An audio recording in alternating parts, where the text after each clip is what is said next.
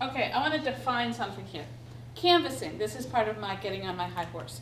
Canvassing is actually going to the door, knocking on the door, asking for the person at the door, talking to that person, and then going on to the next household. Some people like to talk about lit drops. Lit drops are not the same as canvassing. In a lit drop, what you do is you go up to the door and you really quickly stick a piece of literature in and you run very fast to the next house and you hope nobody notices that you were there.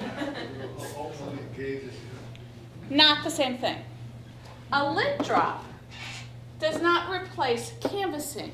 It is replacing the post person with your volunteers.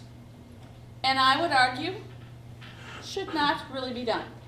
There are some times, and we can discuss it if you really want to, but there are some times when you find that lit drops are really the only thing you can do.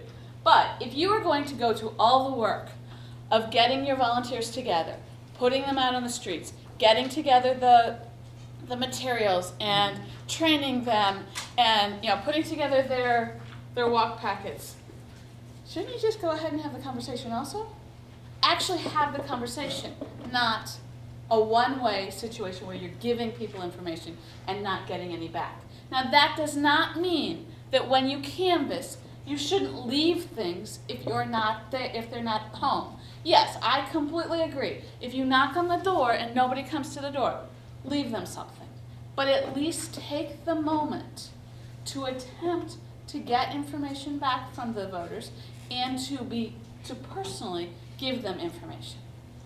Okay, so I'm a big fan of canvassing, less of a fan of lit drops. So lit drops equals direct mail, not canvassing.